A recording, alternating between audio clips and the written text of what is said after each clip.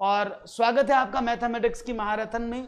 आज महामैराथन आपके सामने हो रही है। ये जैसे कि आप सब जानते हैं, महामैराथन सेशन आपके सामने लगातार चला रहता है, जिसमें हम संडे, मंडे और ट्यूसडे 3 मैराथन, उसके बाद 4 क्लास अलग से होती हैं, पर डे क्लास होती है, तो आप डेली जुड़ सकते हैं। Good afternoon everyone. इसके साथ साथ आपको बता दूं क्या, सबसे पहले तो आप सबका बहुत बहुत स्वागत है आज के सेशन में। आप सभी का बहुत बहुत स्वागत है। आप आए, बहुत अच्छा लगा। इस तरह से आप आते रहिएगा और चीज़ों को लगातार बनाए रखिएगा। तो मैं हूं डॉक्टर ललित, आप सबके सामने करता हूं स्वागत आप सभी का। अगर आपने चैनल को सब्सक्राइब नहीं किया है, जल्दी से कर दो सब्सक्राइब। अगर आपने लाइक नहीं किया है वीडियो को, तो कर दो लाइक और आगे बढ़ाओ जल्दी से सिलसिले को। चलो, हेलो धापू, कैसी हैं आप? स्वागत है आपका।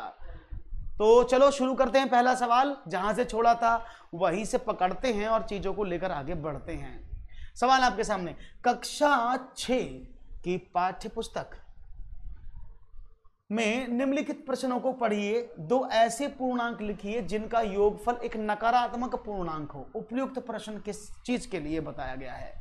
1 चिंतन संबंधी प्रश्न, बहुविषयक प्रश्न, मुक्तोत्तर प्रश्न या परिमोत्तर प्रश्न। इनमें से कौन से प्रश्नों के बारे में बात की गई है? कक्षा 6 की पाठ्य पुस्तक को बताना है कि ऐसे 2 पूर्णांक लिखो जिनका योग एक नकारात्मक पूर्णांक हो। तो देखते हैं जवाब क्या मिलता है तेजी के साथ। चिंतन संबंधी प्रश्न है, बहुविषयात्मक प्रश्न है, मुक्तोत्तर प्रश्न है या परिमोत्तर प्रश्न है। इंग्लिश में बोल देते हैं, read the following question in the class 6 text book, right 2 integers whose sum is negative integer. The above question is questions related to thinking, multidisciplinary questions, post hoc questions या finite question। इन post होक को आप close ended और open ended भी बोल सकते हैं। तो सबसे पहले मनोहर जी का आंसर मुझे मिला है तेजी के साथ। Okay, very good. तो सबसे पहला आंसर मनोहर जी का है, जो मुझे लगता है कहीं ना कहीं सही भी है। वेरी नाइस, क्योंकि आप ऐसे 2 पूर्णांकों को लिखे। मैंने आपको पहले भी बताया था, अगर एक प्रश्न में बहुत सारे एक विषय के साथ, गणित के साथ किसी अन्य विषय के बारे में भी बात हो रही हो, तो उसको क्या बोलते हैं? उसको बोलते हैं बहुविषयात्मक प्रश्न। यहाँ पर ऐसा कुछ भी नहीं है। मैथ की टर्म की बात हो रही तो मैथ में सवाल चल रहा है। उसके साथ साथ ये जो मुक्त उत्तर प्रश्न, इसको ओपन एंडेड, इसको क्लोज एंडेड भी बोलते हैं। Open ended and close ended भी इनको बोला जाता है। Okay, open ended and close ended भी इनको कहा जाता है। अब क्या करें? ये जो ओपन एंडेड है, इनका मतलब क्या होता है? More than one answer.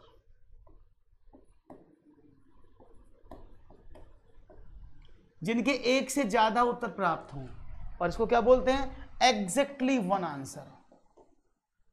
जिसका केवल मात्र एक उत्तर हो, उसको बोलते हैं। प्रणाम ललित जी, कैसे हैं आप? उसको बोलते हैं open ended and close ended. Clear है? अब सवाल की प्रकृति को देखते हैं। क्या था प्रश्न में? कहा गया ऐसे 2 पूर्णांक लिखो जिनका योग एक नकारात्मक पूर्णांक है। ओके, मैंने लिख दिया -5 -2 बराबर -7। मैंने लिखा -8 और प्लस -4 इजिकल टू -12। मैंने 2 आंसर आ गए, गलती नहीं है। 2 पूर्णांक लिखना, कोई भी लिख देगा। मैंने लिखा 10 प्लस -12। मैंने लिखा -12 प्लस 5। जितने भी आंसर मिल रहे हैं आप सब क्या देंगे? सब नेगेटिव मिल रहे हैं। सारा नेगेटिव देंगे ना। तो all these questions, all these things produce negative answers. तो सब नेगेटिव आंसर मिल रहे हैं ना आपको। तो ये जो नेगेटिव आंसर्स आपको मिल रहे हैं, यही तो बोल रहा था। तो इसका आंसर ये भी सही है, ये भी सही है, ये भी सही है, ये भी सही है। नहीं, all the answers which is given are correct. Right option क्या है? दैट इज मुक्तोत्तर प्रश्न। बहुत ही बढ़िया जवाब आपने दिया है। एक और सवाल आपकी स्क्रीन पर मैं रख रहा हूं, जल्दी से उसका भी आंसर देने की कोशिश करेंगे। ओके, अनिल सभी प्रश्नों के उत्तर मौखिक रूप से देने में सक्षम है, यानी वो मौखिक रूप से प्रश्नों के जवाब दे देता है ऑरली, लेकिन उत्तर लिखते समय त्रुटियां करता है। उसकी इन त्रुटियों को दूर करने के लिए सबसे अच्छा सुधारात्मक रणनीति कौन सी है? सबसे बेहतरीन रणनीति कौन सी है? 1, उसे हर रोज 10 समस्याएं हल करने के लिए देना, उसे शाम पट पर समस्याओं को हल करने के लिए बुलाना, उसे आंशिक रूप से लिखे उत्तर को पूर्ण करने के लिए वर्कशीट देना, या उसे विद्यालय के समय के बाद 1 महीने तक लगातार अभ्यास पत्र देना। तो अनु कैसी हैं? अनु, झुनझुन कैसी हैं आप? तो जवाब मिलेगा क्या? ओके, देखते हैं, तेजी के साथ दीजिएगा। जवाब क्या है? उसे रोज 10 समस्या हल करने के लिए दी जाए या उसे हर रोज 10 समस्या हल करने के लिए दी जाए, तो इनमें से कौन सा है? अब सवाल को सोच समझ के करना। अनिल जो है वो ऑरली सारे प्रश्नों के उत्तर देने में सक्षम है, यानी मुंह जबानी कुछ भी दे देगा, जो आप बोलोगे वही आंसर दे देगा, लेकिन उसको प्रॉब्लम किस में? बस उसी पर आधारित उत्तर देना, क्योंकि सवालों के जवाब जब भी दिए जाते हैं वो किस पर आधारित होते हैं? क्वेश्चन के बेस पर आधारित होते हैं कि किस चीज पर आपको सवाल का जवाब देना। और यहां पर सी आंसर बहुत ही खूबसूरत है, सब लोगों ने दिया सी, बहुत बढ़िया जवाब सी। क्यों? क्योंकि अनिल सभी प्रश्नों के उत्तर मौखिक रूप से कर रहा है, कोई प्रॉब्लम नहीं, ऑरली वो कर सकता, लेकिन प्रॉब्लम क्या है? उसको लिखते समय, यानी उसका जो उपचार आप करेंगे, जो आप उपचार की बात कर रहे हैं वो लिखते समय करेंगे, है नहीं, उसे लिखने में प्रॉब्लम है। तो इसी को तो बोलते diagnose and remedial teaching. Diagnose मतलब कि आपने किस चीज का निदान किया, प्रॉब्लम क्या है, उसके बाद उपचार कैसे, जिसकी प्रॉब्लम उसी का उपचार, उपचार आपने दे दिया है, और उपचार कितना मिला? बहुत बढ़िया। तो लिखते समय प्रॉब्लम है तो हम क्या करेंगे? उसको हम उसे आंशिक रूप से लिखे हुए उत्तर को पूर्ण करने के लिए वर्कशीट देंगे, जिससे उसे लिखने का ज्यादा अभ्यास हो। और 12, हौसले भी किसी हकीम से कम नहीं होते, हर तकलीफ में ताकत की दवा देते हैं। क्या बात है जितेंद्र जी, खूबसूरत आपका वक्तव्य है। एक और सवाल आपके सामने, क्वेश्चन है, कक्षा 6 में चतुर्भुज की समझ नामक इकाई में कागज को मोड़कर आकृतियां बनाने की गतिविधि का प्रयोग करते हुए चतुर्भुजों के कोणों के योग की विशेषता संबंधी महत्वपूर्ण परिणाम दिए गए हैं, और उसके बाद इन विशेषताओं के आधार पर अभ्यास दिया गया है। इस स्तर पर कोण की विशेषता का प्रमाण नहीं दिया गया, क्योंकि कक्षा 6 के विद्यार्थी वॉन हेले के किस लेवल पर होते हैं, आपको बताना है। तो मैं चाहूंगा जवाब मिलेगा तेजी से। कक्षा 6 में चतुर्भुज की समझ नामक, यानी क्वाड्रिलेटरल्स की एक यूनिट है जिसमें बच्चों को पढ़ाना है, और उसमें इंपॉर्टेंट रिजल्ट्स के बारे में बात होती है। उसने कहा कि कोणों के योग की विशेषता संबंधी महत्वपूर्ण परिणाम दिए हैं, उसके बाद उनकी विशेषता के आधार पर अभ्यास दिया गया है। इस स्तर पर कोण की विशेषता का प्रूफ नहीं दिया गया है। राघवेंद्र गुर्जर, अरे ओके राघवेंद्र जी, कोई बात नहीं, अगर आपको कोई गर्लफ्रेंड नहीं है, राघवेंद्र जी अगर कोई गर्लफ्रेंड नहीं है तो इसमें रोने वाली बात कौन सी है? हाँ, अगर कोई गर्लफ्रेंड नहीं है तो रोने वाली बात कौन सी है? आप अपनी गर्लफ्रेंड को अपनी किताब को बनाओ, अपने विषय को बनाओ, आप अपनी नौकरी को अपनी गर्लफ्रेंड बनाओ ना। आप क्यों किसी लड़की के पीछे दौड़ते हो? आप अपनी जो प्रेमिका है उसको अपनी नौकरी मानो और नौकरी को पकड़ने की कोशिश करो। देखो कैसे आपकी प्रेमिका आपके पास आती है, समझ रहे हैं ना बात को? तो ये जो आप भौतिक संसार की वस्तु में खोए हुए हैं ना, उससे बाहर निकलिएगा तो आपको प्रेम प्रियसी सब कुछ प्राप्त होगा। Okay, all the best. तो सवाल का जवाब क्या मिल रहा है आपको? देखूंगा मैं जवाब क्या मिला है आपका, लेट्स सी। तो देखते हैं आपको जवाब क्या मिलता है। मैं देख रहा हूं आपका जवाब। ओके, तो देखिए जवाब ABCD के रूप में आपका जवाब मिला है, ABCD। Okay, Mir Faisal, it's wrong for you. Okay, सही करेंगे ए, बहुत बढ़िया, एकदम बढ़िया। अब मिला ना, देखो राघवेंद्र आपने कहा बहुत अच्छे से जवाब दिया है, बिल्कुल सही। तो पहले मैं समझा दूं, मैंने कल आपको वॉन हेले के ज्यामिति चिंतन समझाए थे ना सारे, फिर बता देता हूं ज्यामिति चिंतन का मतलब क्या होता है। देखो, स्तर 1, स्तर 0, स्तर 3, स्तर 2। अनौपचारिक अनुमान की यहां पर बात करते हैं तो पहले मानसिक चित्रण होता है, जिस पर बच्चा क्या करता है, चीजों को विजुलाइज करता है, देखता है, माफ करिएगा, सिर्फ देखता है। उसके साथ जब लेवल वो 2 पर 1 पर आता है, विश्लेषण पर आता है, तो वो चीजों की बेसिक प्रॉपर्टीज को समझने लग जाता है। लेकिन जैसे ही वो अनौपचारिक अनुमान पर आता है तो वो उनकी सारी प्रॉपर्टीज के समझने के योग्य हो जाता है। और कक्षा 5 और कक्षा 1 से 5 और कक्षा 6 से अपर को कनेक्ट करने वाला लेवल यही होता है, जिसको बोलते हैं इनफॉर्मल डिडक्शन। क्या बोलते हैं? Informal deduction. इसी लेवल पर बच्चा यहाँ आकर पुनरावृत्ति करता है, चीजों को समझता है, तो उसको हम बाकी सब चीजों के बारे में इसलिए नहीं बताते क्योंकि हम मानते हैं कि कक्षा 5 में पहले से ही इस लेवल को पढ़ के आ रहा है, तो इस लेवल को क्या बताया जाए। Is it clear?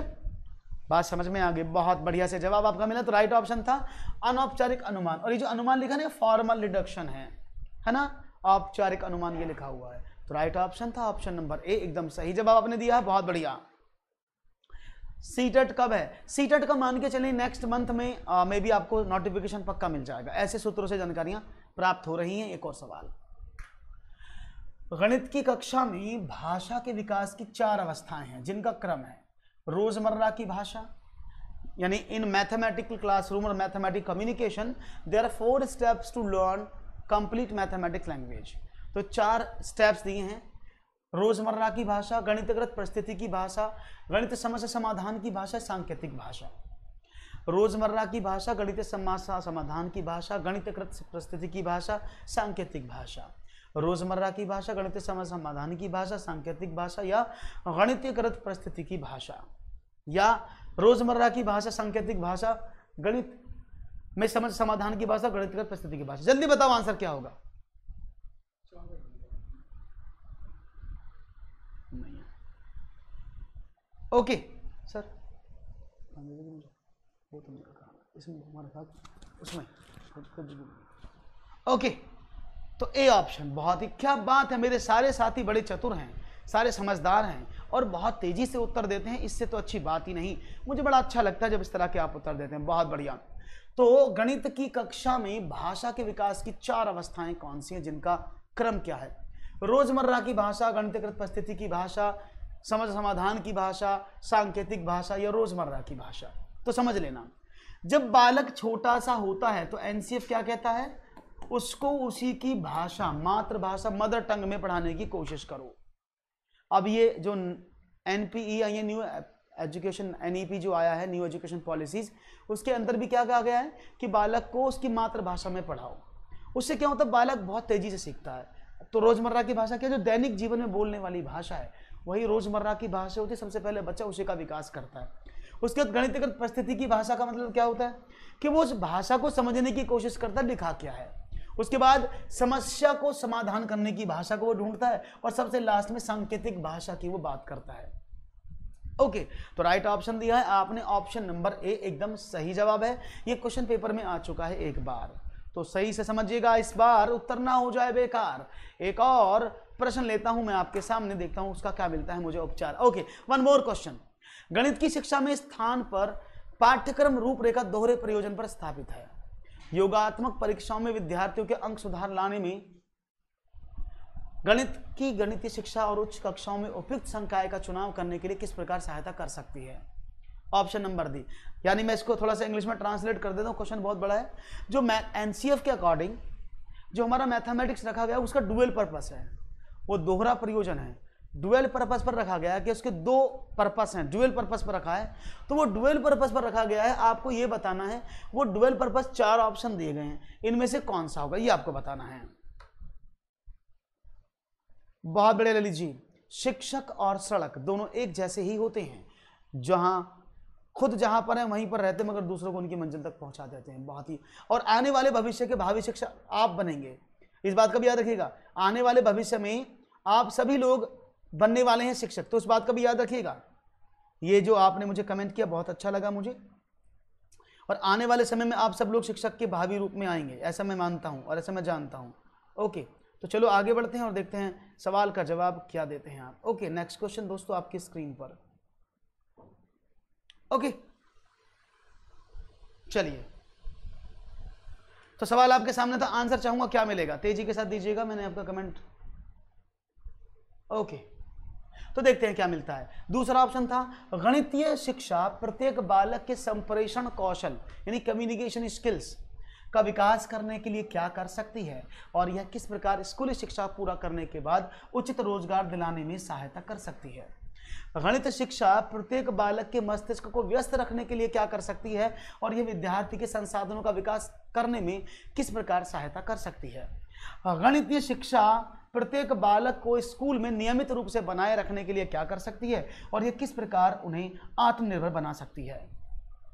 तो राइट ऑप्शन बी मिल रहा है मुझे, क्या बात है। ओके, तो यहां पर जो डुअल पर्पस है वह है गणित शिक्षा बालक के संप्रेषण कौशल का। मुझे बताओ कौन सी मैथमेटिक्स के आपके कम्युनिकेशन स्किल्स डेवलप होते हैं, तो एक ने बोला बी, तो ये हो गया ओ गलत जवाब। क्योंकि मैथमेटिक्स से आपके कम्युनिकेशन स्किल्स नहीं बढ़ते हैं। कभी मैथमेटिक्स जिनको आता है कि वो बहुत अच्छे वक्ता होते हैं, ऐसा नहीं है। तो कम्युनिकेशन स्किल्स बढ़ाने के लिए आपको लैंग्वेज पढ़नी पड़ती है, हिंदी, इंग्लिश, संस्कृत, जो भी आप पढ़े। तो ऑप्शन बी तो गलत हो जाएगा। आगे देखते हैं, गणित शिक्षा प्रत्येक बालक के मस्तिष्क, देखो मैथमेटिक्स की शिक्षा should be look like this through which the mathematical exercise is to be done, यानी बालक के मस्तिष्क को व्यस्त रखने के लिए क्या कर सकते, एकदम सही जवाब है, पहला वाला पर्पस सही है। दूसरा, और यह बहुत ही बढ़िया, विद्यार्थी के संसाधनों का विकास करने, यानी जितने भी रिसोर्सेज विद्यार्थी के पास हैं, बालक के पास जो भी रिसोर्सेज अवेलेबल हैं, जो भी चीज उसके पास हैं, उनको कैसे डेवलप कर सकती है, ये सबसे जरूरी है। यानी लिमिटेड रिसोर्सेज में बच्चा कैसे पढ़ सकता है, विदाउट रिसोर्सेज बच्चा कैसे कर सकता है, इन सब में बच्चों को डेवलप करना। ना ना ना ना ना, ये अच्छा, तो गणित सिर्फ इसलिए पढ़ते हो आपके स्कूल नियमित जाना पड़े? क्या गणित की शिक्षा सिर्फ इसलिए दी जाती है कि आप डेली स्कूल जाएं, गणित की वजह से स्कूल जाते हो, बाकी विषय नहीं है ना? इसलिए डी ऑप्शन भी गलत है। राइट ऑप्शन है ऑप्शन नंबर सी। अभी आपको समझ में आया होगा, जल्दी से समझ में आया ना, बहुत बढ़िया। और पहला तो होगा ही नहीं, क्योंकि किसी भी परीक्षा का पर्पस सिर्फ अच्छे नंबर अर्जित करने से नहीं होता है कि आप अच्छे अंक अर्जित करेंगे तो आपको बहुत अच्छा सवाल जवाब मिलेगा। ओके, तो ये भी गलत है। राइट ऑप्शन ओनली सी। ओके रश्मि साक्या, बिल्कुल, बहुत बढ़िया। अनिल मीना ककराना, कैसे आप गवर्नमेंट जॉब करते हो? अरे कहाँ यार, हम गवर्नमेंट जॉब करते हैं, आप लोगों को पढ़ा लेते हैं, इसी में खुशी मिल जाती है बस। ओके, हम इसी में खुश हैं। ओके, आगे बढ़ते हैं। एक और सवाल आपके समक्ष। पुनीत प्रकार के प्रयोग से दिए गए व्यास का वृत्त बनाता है, यह निम्न में से कौन सी उपलब्धि को दर्शाता है? स्वभाव लक्ष्य, सामाजिक लक्ष्य, विषय वस्तु संबंधी लक्ष्य, यह प्रक्रिया संबंधी लक्ष्य। इनमें से आपको बताना है क्या है। पुनीत प्रकार के प्रयोग से व्यास का वृत्त बनाता है, वो किस उपलब्धि को दर्शाता है? Puneet make circle of diameter, given diameter by use of compasses, which of the following achievement does it represent? A, natural goal या nature goal, social, content related goal, process related goals। तो यहां पर मुझे जवाब मिलने लगा है ए बी सी। क्या बात है, सभी ने बोला है एक सुर में, क्या बात है। यहां तो सभी का जवाब 100% है भाई, ये किसी का जवाब गलत नहीं है। बहुत ही बढ़िया जवाब आप लोग दे रहे हैं, that's very nice and you did well. Okay, good evening, कैसी हैं परी?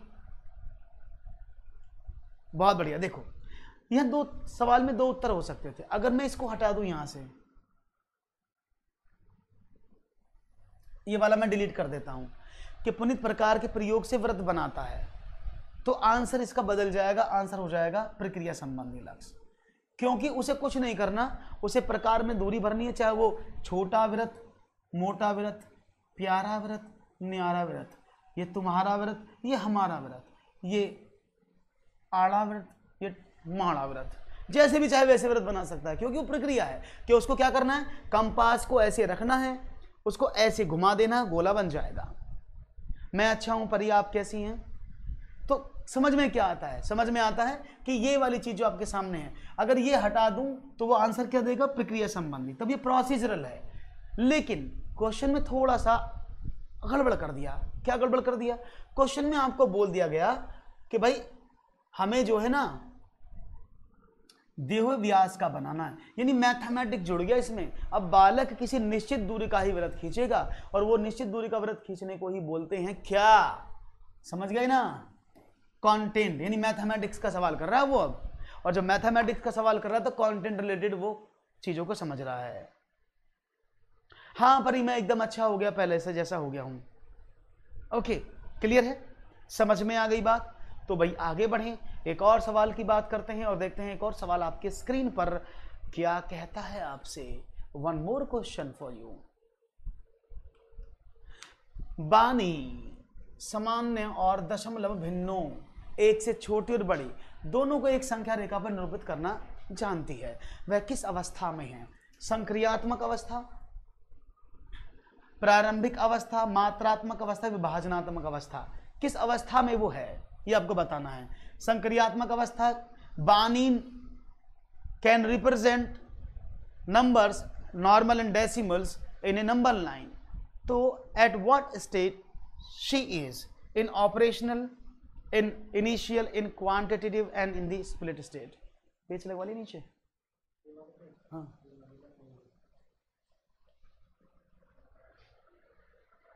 ये खुद खुल रहा ना, ये तो देख ये पेज है 2.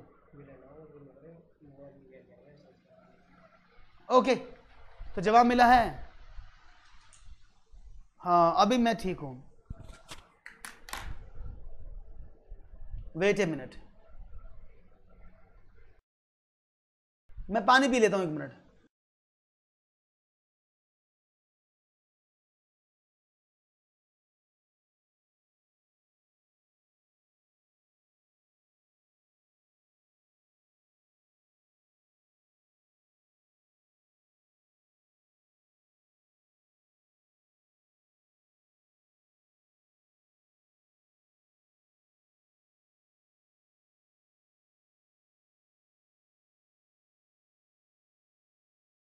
ओके तो आपके जवाब मुझे मिल रहे हैं खासम खास. देखता हूं कैसे देते हैं आप जवाब. बहुत बढ़िया.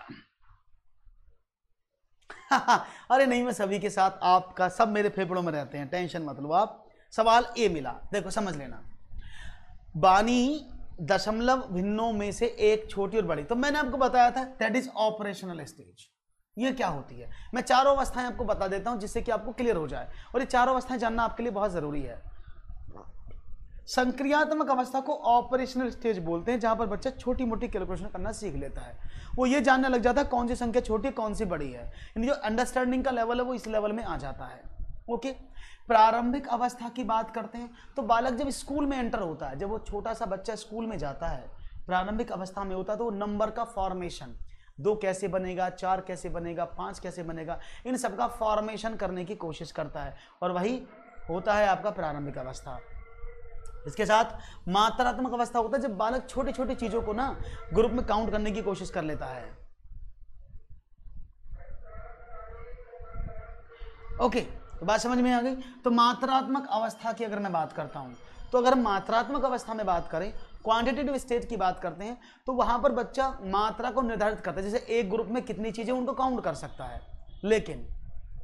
लेकिन विभाजनात्मक अवस्था क्या होती है, इसको बोलते हैं डिविजनल स्टेज, स्प्लिट स्टेट. यहां पर बच्चा ऐसे लिखे ना 425, तो उसको ऐसे लिख देता है 400 + 20 = 5, यानी उसके कंपोनेंट्स में तोड़कर लिखना शुरू कर देता है. उस अवस्था को बोलते हैं क्या, विभाजनात्मक अवस्था. लेकिन यहां पर आंसर क्या है, आप सभी को पता था, संक्रियात्मक अवस्था. बहुत ही अच्छा जवाब. एक और सवाल, नेक्स्ट क्वेश्चन. एनसीएफ 2005 के अनुसार स्कूल गणित एक ऐसी स्थिति में होता है जहां बच्चे सूत्रों के अभ्यास में शामिल होते हैं और उन पर कार्य प्रदर्शन का या परीक्षाओं का दबाव बना रहता है. दूसरा, गणित बच्चों के जीवन के अनुभवों का एक भाग होता है. थर्ड, बच्चों को दैनिक अभ्यास के माध्यम से गणित सीखने के लिए बाध्य किया जाता है. 4, बच्चे श्रोता होते हैं और शिक्षक सक्रिय वर्णन करता होता है. ओके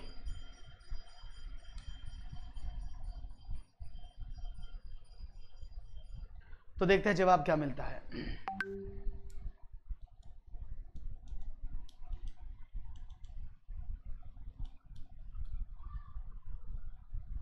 बी, बहुत अच्छा. देखो, बच्चे सूत्र के अभ्यास में शामिल होते हैं, उन पर कार्य प्रदर्शन का परीक्षाओं का दबाव. देखो, आप बच्चे के ऊपर दबाव नहीं बना सकते. अगर बच्चे को, तो एनसीएफ का नारा है लर्निंग विदाउट बर्डन, है ना, सुना है ना, बिना बोझ की शिक्षा. और आप दबाव बना देंगे तो बच्चा तो बोझ में आ जाएगा, तो अगेंस्ट एनसीएफ चले गए. नहीं हो सकता. आप बच्चों को बाध्य नहीं कर सकते, आप बाउंड नहीं कर सकते, आप सिर्फ उनको मोटिवेट कर सकते हैं. You can not bound the child.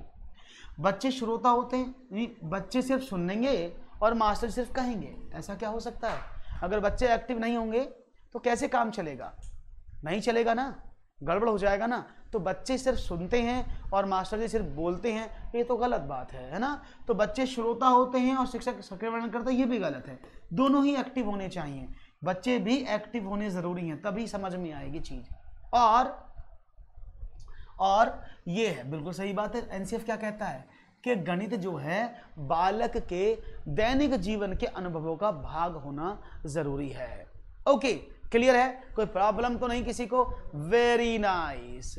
एक और सवाल आपकी स्क्रीन पर ये रहा, देखते हैं जवाब क्या मिलता है। उच्च प्राथमिक स्तर पर आंकड़ों को व्यवस्थित करना केंद्रित होता है किस पर? ये मुझे जवाब दीजिएगा जल्दी से। आप क्या देंगे इसका जवाब? पढ़ो क्वेश्चन को जल्दी से और बताओ आंसर क्या है।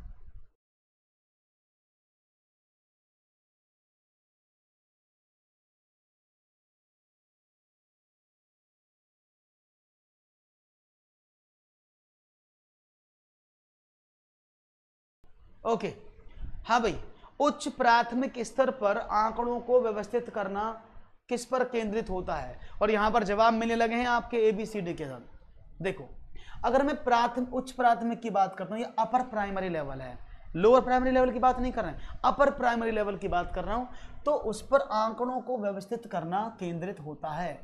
अब देखो, अपर प्राइमरी लेवल पर बच्चा आंकड़ों को संग्रह तो कर सकता है, चल रहे हैं तो आंकड़ों को संग्रह तो कर सकता है, आंकड़ों का संग्रहण भी कर सकता है, वो उनकी एक्सप्लेनेशन भी दे सकता है, और वह उनका वर्गीकरण भी कर सकता है। यानी आंकड़ों का संग्रहण, वर्गीकरण और व्याख्या तीनों उच्च प्राथमिक वाला बच्चा कर सकता है। जबकि अगर बच्चा प्राथमिक लेवल पर होता है, प्राइमरी लेवल पर होता है, तो सिर्फ वो क्या कर सकता है? वो सिर्फ आंकड़ों का संग्रहण कर सकता है। चल रही क्लास? Okay okay, done. बात समझ में आ गई भाई? कोई प्रॉब्लम तो नहीं किसी साथी को? हो तो मुझे बताए, मैं फिर आगे बढ़ता हूं सवाल को लेकर के। Okay, done. तो आगे बढ़ते हैं, एक और सवाल देखते हैं आपका जवाब क्या मिलता है। आपके साथ वन मोर सवाल। Very good. तो राइट ऑप्शन था ऑप्शन नंबर बी, सबने सही चुना है। एक और सवाल आपके सामने। CBSE ने किस महान गणितज्ञ के जन्म दिवस को गणित GANIT growing aptitude and numerical innovation and training सप्ताह के रूप में मनाने की घोषणा की है? ए, आर्यभट्ट, ब्रह्मगुप्त, श्रीनिवास रामानुजन या भास्कर? तो यहां पर जवाब मिलने लगे हैं आप लोगों के, देखते हैं क्या मिलता है जवाब आपका। और यहां पर जवाब आपने दिया है तेजी के साथ ABCD के रूप में, तो नहीं मिल रहा है। सभी लोग एक ही सवाल पर टिके हैं, बहुत बढ़िया बहुत बढ़िया। तो यहां पर हमारे साथी बता रहे हैं श्रीनिवास रामानुजन, बहुत बढ़िया। श्रीनिवास रामानुजन जी थे। ना ना ना ना, आयुषी आर्यभट्ट नहीं है, दैट इज रामानुजन। क्यों? अब मैं इनके बारे में बता देता हूं। आर्यभट्ट साहब ने पाई का मान निकाला था लगभग बराबर, और इनकी किताब का नाम था 10 गीतिका। ओके। ब्रह्मगुप्त साहब जो थे, उन्होंने कुहक ग्रंथ लिखा जो बीज गणित पर था, और इनकी बुक का नाम था कुहक। इन्होंने सबसे फेमस दिया चक्री चतुर्भुज का क्षेत्रफल। इसके साथ साथ सब सर्वप्रथम जीरो को प्रयोग करने वाले भी ब्रह्मगुप्ती थे। ओके, बात करते हैं श्रीनिवास भास्कर साहब की। भास्कर की किताब का नाम लीलावती, इन्होंने बीजगणित पर काम किया। इसके बाद आते श्रीनिवास रामानुजन की बात पर। ये बहुत ही फेमस व्यक्ति रहे, 20वीं सदी के सबसे बड़े भारतीय गणितज्ञ के रूप में इनका नाम जाना जाता है। एकमात्र ऐसे व्यक्ति जो 32 वर्ष की आयु में ही स्वर्ग सिधार गए थे, और इन्होंने इतना कुछ कर डाला कि इनकी जो एल्गोरिथम्स हैं वो था किस पर? नंबर सीरीज पर और इनफाइनाइट सीरीज पर इन्होंने काम किया, और बहुत सारी एल्गोरिथम डेवलप की, जिनमें से कुछ एल्गोरिथम नासा में भी प्रयोग की जाती हैं।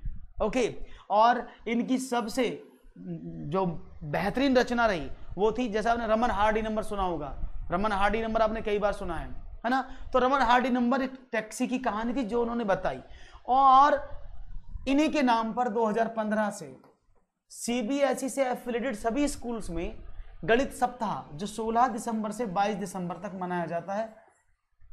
2015 से CBSE एफिलिएटेड सभी स्कूल्स में गणित सप्ताह के रूप में, मैथमेटिक वीक के रूप में इसको मनाया जाता है, 16 से 22 जो ये है।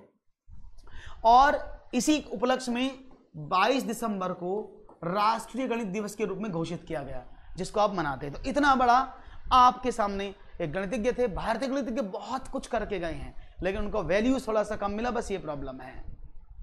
गुड इवनिंग मनीष जी, कैसे हैं आप? कैसे हैं आप? आगे बढ़ें, सवाल समझ में आ गया, बहुत बढ़िया। तो आपने कहा ओके डन, समझ में आया चीज। अब आगे बढ़ते हैं, एक और सवाल की तरफ देखते हैं। नया सवाल क्या कहता है आपके पास? One more question for you. Question है, पूजा एक शब्द समस्या सुनती है और तुरंत अपनी प्रतिक्रिया देती है। एक शब्द समस्या सुनती है ना, फोन करा, फोन करके पूछ।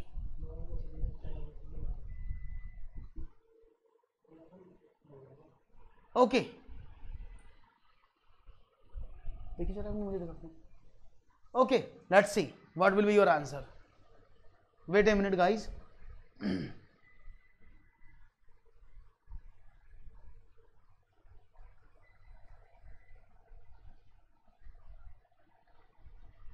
सपने वो नहीं जो नींद में आते, सपने तो वो होते जो सोने नहीं देते, ऐसा कहते हैं ललित। मैं भी ऐसा ही कहता हूं, दोनों ललित है ना, इसलिए ऐसा बोलते हैं। एक मिनट रुकिएगा दोस्तों, जब तक आप आंसर दीजिएगा। मैं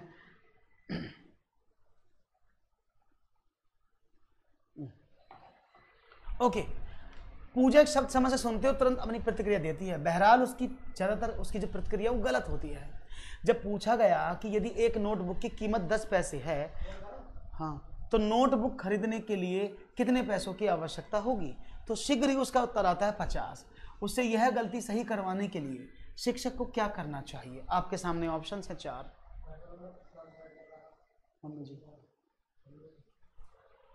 ओके तो जवाब मिलेगा, इंतजार में बैठा हूं मैं आप लोगों के जवाब के। तो यहां पर मिला है ए सब ने कहा ओ को ए। शिक्षक को पूजा से ध्यान से सुनने के लिए और उत्तर देने के से पहले अपनी भाषा में प्रश्न को दोहराने के लिए कहना चाहिए। शिक्षक को इस तरह से कई प्रश्न देने चाहिए ताकि मूलभूत गणितीय समस्या हल करने में पूजा का पर्याप्त अभ्यास हो।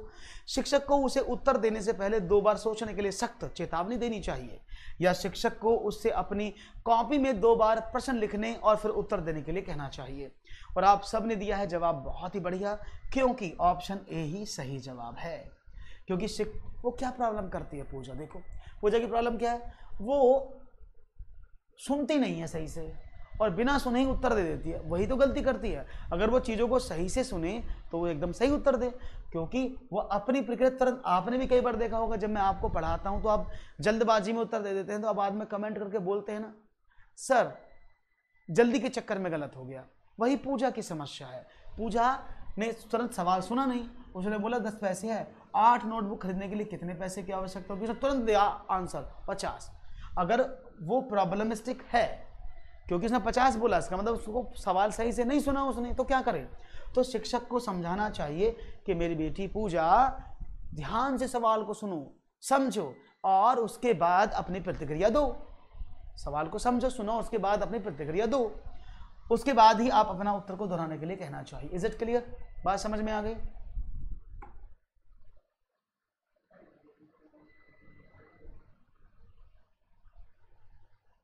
ओके आगे बढ़ते हैं। एक और सवाल आपकी स्क्रीन पर ये रहा। डॉली के बैग में 8 पेंसिल थी, उसके पिता ने उसे 5 पेंसिलें और दी। डॉली के बैग में कितनी पेंसिलें हैं? इस प्रकार की शब्द समस्या किस वर्ग के अंतर्गत आती हैं? ए पृथक्करण, दोहराया गया योग, विस्तारण या संयुक्तिकरण।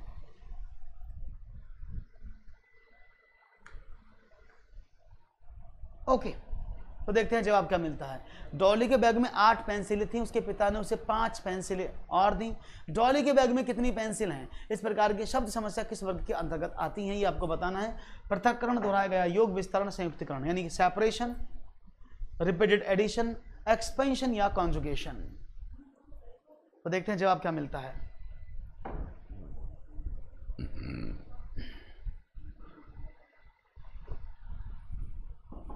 ओके देखते हैं जवाब क्या दिया आपने साहब। ABCD के बाद आपका उत्तर मिल रहा है मुझे ABCD D संयुक्तिकरण। बहुत अच्छा जवाब देने की कोशिश, और आप सबके लिए तालियां, क्योंकि आपने दिया है एकदम गलत जवाब। गलत जवाब, अफसोस ये गलत जवाब हुआ।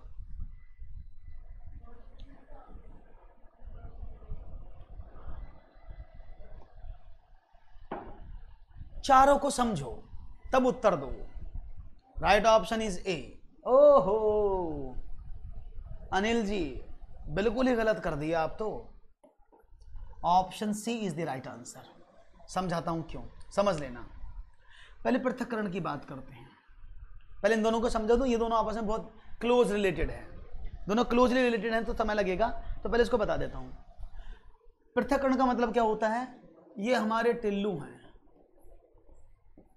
दिख रहे हैं ना, इनके पास 10 टॉफी हैं। इन्होंने अपनी बहन राम प्यारी को 4 टॉफी दे दी। अब इनके पास कितनी टॉफी बची, 10 में से 4 निकल गई, और जैसी वो टॉफी निकली यानी इनसे जुदा हो गई, अलग हो गई, और ये अलग होना ही क्या कहलाता है, सेपरेशन कहलाता है। तो जहां पर कोई चीज अलग होगी वो सेपरेशन होगा। ओके ओके ओके, कोई बात नहीं है। नाम, अरे अनिल नाम ही तो है, कौन सा जप नाम है कि हर बार जप नाम लेना पड़ेगा, जप नाम है, एक बार लो चाहे 2 बार लो, नाम तो नाम है। अब उसे जप नाम बनाने की कोशिश करोगे तो हम जप नाम भी कर देंगे, कोई प्रॉब्लम नहीं। आगे बढ़ते हैं, बात करते हैं दोहराया गया योग। दोहराया गया योग क्या होता है उसको भी समझ लेते हैं। दोहराए गए योग की अगर मैं बात करता हूं, रिपीटेड सम, यानी आपने कहा मेरे पापा ने सोमवार को 2 रुपए, मंगल को 2 रुपए, बृहस्पति को 2 रुपए, संडे को 2 रुपए दिए, मेरे पास कुल कितने रुपए हुए। तो आपने एक ही नंबर को 4 बार रिपीट किया तो 8, आप इसको 2 गुणा 4 ऐसे भी लिख सकते हैं, दैट इज 8। तो ये क्या हुआ, इसको बोलते हैं दोहराया गया योग। इज इट क्लियर, कोई प्रॉब्लम तो नहीं, क्लियर। इन दोनों में बड़ा कंफ्यूजन है, इनको समझने की कोशिश करना, पेपर में आने की चांसेस हैं, समझ लो क्या है। मैं विस्तारण की बात करता हूं, फिर मैं संयुक्तकरण की बात करूंगा। इसका कहानी के माध्यम से समझने की कोशिश करना, दोनों में डिफरेंस क्या। मैं एक नई स्लाइड ले रहा हूं क्योंकि बड़ा बनाना पड़ेगा तो समझने की जरूरत पड़नी पड़ेगी आपको। ओके, तो देखते हैं, पहले आपकी बात समझा दूं मैं क्या है कहानी, फिर समझिएगा। ओके, मैंने 2 बात की, मैं यहां लिख रहा हूं विस्तारण, समझते रहना इसको बहुत ध्यान से, ये बहुत प्रॉब्लम करते हैं। इसको मैंने बोला संयुक्तिकरण,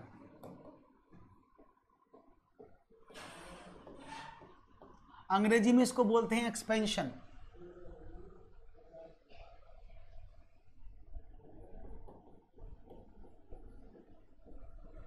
उसको बोलते हैं कॉन्जुगेशन।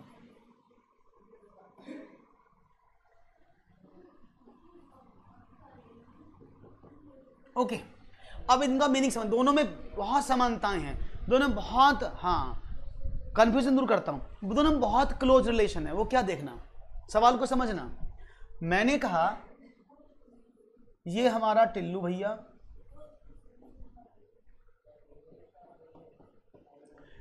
ये हमारे राम प्यारी, सबकी प्यारी हमारी प्यारी राम प्यारी, समझते रहना बात को।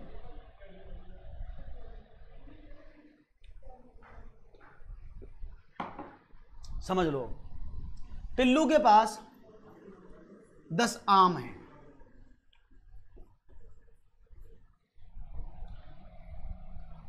राम प्यारी के पास 5 आम हैं।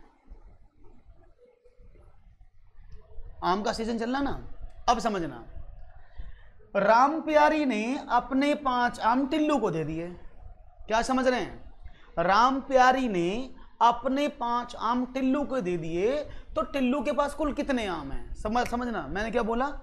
सवाल क्या है इधर, यदि राम प्यारी अपने 5 आम टिल्लू को दे दे तो टिल्लू के पास कुल कितने आम हैं।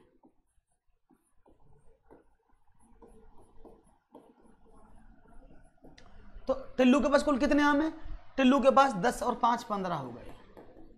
ये समस्या होती है एक्सपेंशन की, क्योंकि टिल्लू के पास पहले 10 थे, अब 5 और बढ़ गए तो 15 हो गए ना। तो टिल्लू की बात, अगर मैं बात करता इसमें आपसे कॉन्जुगेशन की, अब समझो, राम प्यारी के पास 5 आम, टिल्लू के पास 10 आम। अब मैं प्रश्न क्या कहता हूं, टिल्लू व राम प्यारी दोनों के पास कुल कितने आम हैं।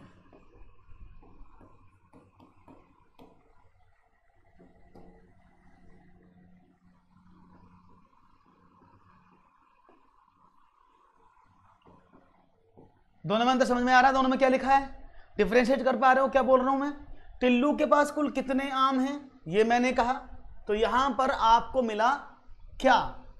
विस्तारण। मैंने कहा टिल्लू और राम प्यारी के पास कुल कितने आम है, मैंने दोनों के नाम लिए। जब मैं इन दोनों के नाम ले रहा हूं, एक साथ बोल रहा हूं, तो दैट इज कॉन्जुगेशन, दोनों को जोड़ रहे हैं। तो बात समझ में आया? विस्तारण और संयुक्तिकरण में क्या अंतर है, मे भी आपको समझ में आया होगा, आप भूलेंगे तो नहीं, अगर पेपर में आ जाएगा तो प्रॉब्लम तो नहीं है कोई?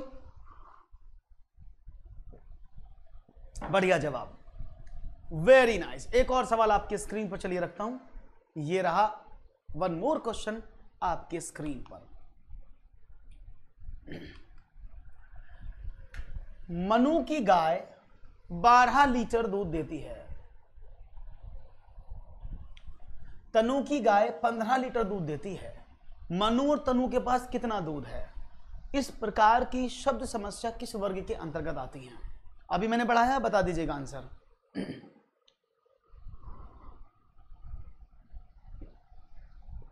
सोच लिया सबने क्या आंसर आना चाहिए इसका? All of you are ready ना? आंसर सबको पता होना चाहिए, बहुत बढ़िया।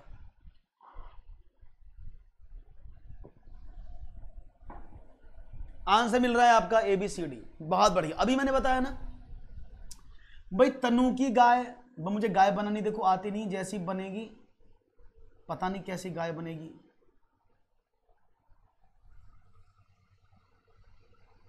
डायनासोर बन गया ये तो, चलो जो भी है, तनु की गाय ऐसी थी, पता नहीं डायनासोर बन गया, गाय कहाँ बन गई है, चलो जो भी बना अच्छी बात है। तो ये गाय थी, डायनासोर था तनु का, ये गाय थी तनु की, वो देती थी कितना? 15 लीटर दूध। एक गाय थी दूसरी जो तनु की थी, वो देती थी 15 लीटर, और गाय मनु की देती थी 12 लीटर। अगर दोनों को जोड़ दिया जाए, तो मैंने कहा क्या बोला उसने? तनु और मनु जब दोनों जुड़ गए ना, तो जब दो लोगों को एक साथ जोड़ दिया जाता है तो क्या प्रॉब्लम बनती है? वो प्रॉब्लम कहलाती है कॉन्जुगेशन की। बढ़िया जवाब।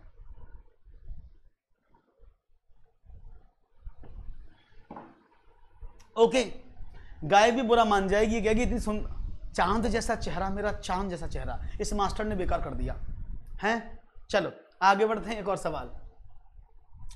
एक शिक्षक अपनी छात्रों को गुणनखंड सिखाना चाहता है, फैक्टराइजेशन करना सिखाना चाहता है, और ऐसा करने के लिए निम्नलिखित में से कौन सा जोड़ तोड़ आपकी दृष्टि में सबसे अच्छा हो सकता है?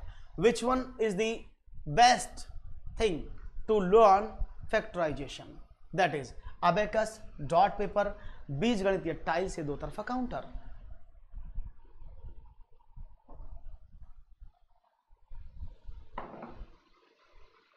सेपरेशन नहीं होगा, सेपरेशन में अलग होती हैं चीजें।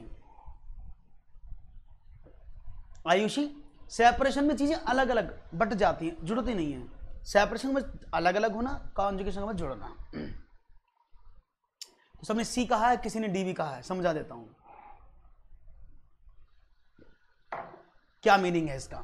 अबेकस तो सबने देखा ही होगा, अबेकस को तो सब जानते ही हैं। अबेकस का मतलब क्या होता है? एक ऐसा फ्रेम के अंदर क्या लगे होते हैं? वायर्स, और इन वायर्स पर क्या होती है? बॉल्स, कलरफुल बॉल्स होती हैं, ऐसी रंग बिरंगी, किसी में काली, किसी में नीली, किसी में पीली, ऐसी ऐसी तो बॉल होती हैं, है ना। तो ये बॉल्स जो होती है, इन्हीं बॉल्स के साथ अबेकस को सिखाया जाता है, जहां पर बच्चा जोड़ना घटाना, उसके साथ साथ स्थानीय मान की वैल्यू उसका पता लगाना सीखता है। ओके, अभी समझाता हूं, अभी समझाओ। डॉट पेपर, ये डॉट पेपर क्या है उसको समझना। डॉट पेपर क्या है? ये ऐसा पेपर है जिसमें सारे डॉट डॉट लगे होते हैं, ऐसे करके इक्वल डिस्टेंस पर डॉट डॉट बने होते हैं ऐसे, बस इसमें डॉट ही लगे होते हैं। बालक इसमें क्या सीखता है? इसमें बालक रिफ्लेक्शन करना सीखता है, चीज़ों को बनाना सीखता है, ज्यामिति आकृति बनाना सीखता है। जैसे मैंने कहा ट्रायंगल बनाओ, तो बालक बना देगा ट्रायंगल आराम से, यहाँ पर ऐसे करके। उसको बोला चतुर्भुज बनाओ, तो बालक बना देगा समांतर चतुर्भुज, ये राजी।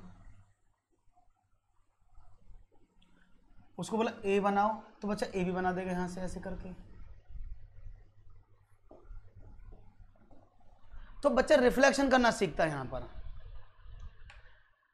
आयुष सेपरेशन तो बताया मैंने, अभी बताता हूं, 1 मिनट रुकना, इसके बाद बता, इसे तो कर दूं पहले। तो ये तो ना ये यूज होगा ना ये यूज हुआ अभी तक जिसमें फैक्टर किए जाए।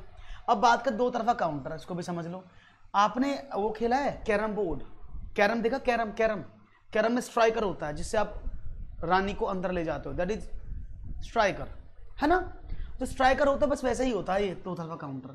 वो एक तरफ से रेड ब्लू येलो व्हाइट कुछ इस तरह का, बस ये भी दो तरफा काउंटर क्या है, ये दो तरफ 2 कलर का ऐसे काउंटर होता है जिसके थ्रू हम कहते हैं, मान लिया हमें 3 और 2 हमने जोड़ा, 3 काउंटर 2 काउंटर एक साथ रख दिए, टोटल काउंट हो गए 5।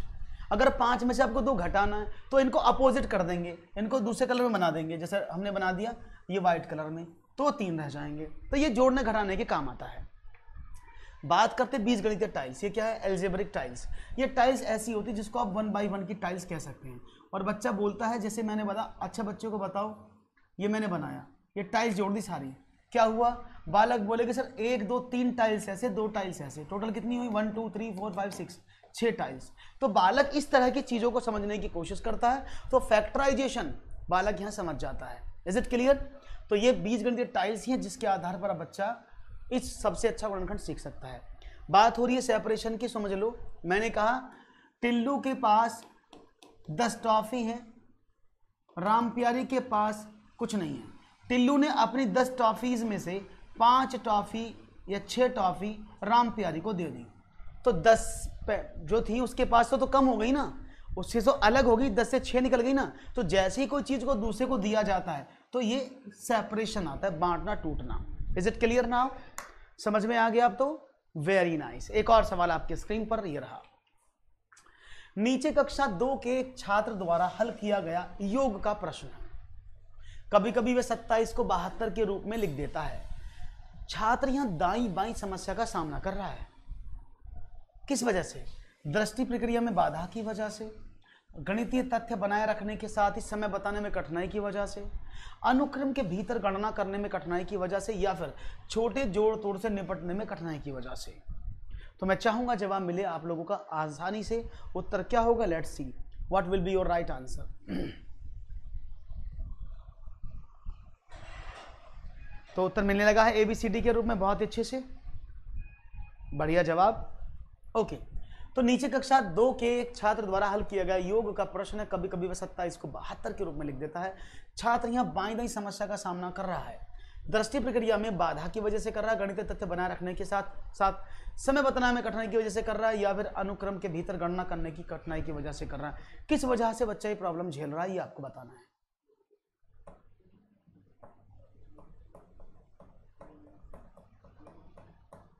ओके, देखते हैं जवाब क्या मिलता है। बी, बहुत बढ़िया। देखो, जब बच्चे को दाईं बाईं समस्या हो रही है तो आप समझने की कोशिश करो। दाईं बाईं का मतलब लेफ्ट राइट। बच्चा 27 को 72 लिख देता है, वो इसको इधर कर देता है, गड़बड़ है बच्चे के साथ, है ना। प्रॉब्लम क्या रही? उसने इस समस्या को तो छोड़ा और उसने क्या काम किया। अब एक और देखो, दाईं बाईं समस्या घड़ी में भी तो होती है, ऐसे घड़ी हुई गोल गोल हमारी, मैंने कहा ये ऐसे लिखा है, ओके ऐसे। अब देखो दोनों एक जैसे लग रहे हैं, दोनों सिंबल एक जैसे, बस क्या है, ये बड़ी मिनट की सुई है और ये यहां पर बड़ी मिनट की सुई है। तो यहां पर क्या है, यहां पर बज रहा है 11 बज रहे हैं, यहां पर तो ये 10 बज रहे जो भी, और यहां पर क्या है, यहां 12 बजने में 10 मिनट है, तो यहां बज रहा है 11:50, दोनों में अंतर है ना। तो बालक इन चीज़ों को नहीं समझ पा रहा, इसलिए हमने जो एग्जाम्पल दिया ना साथ में मिलके, वो इसलिए दिया कि समय बताने की कठिनाई की वजह से ये काम हो रहा है। तो राइट ऑप्शन बी आपने दिया है एकदम सही जवाब, और आपका जवाब लाजवाब है, कोई प्रॉब्लम नहीं है। बढ़ते हैं आगे, एक और सवाल की तरफ, देखते हैं क्या जवाब मिलता है आपका।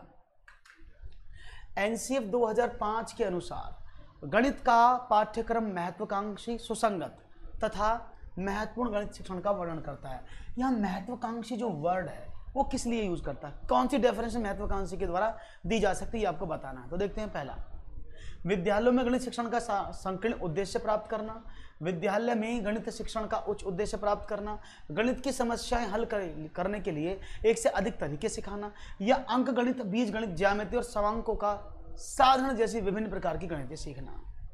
तो यहां पर भी जवाब मिल रहा है मुझे क्या भैया, आपका जवाब क्या मिल रहा है, ABCD के रूप में मिल रहा है जवाब।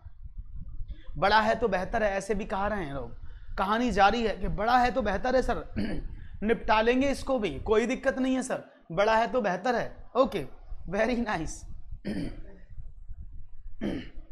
समझते हैं, जवाब बहुत अच्छे से दिया आपने बी, कोई प्रॉब्लम नहीं है। समझते हैं सवाल का मीनिंग क्या था। देखो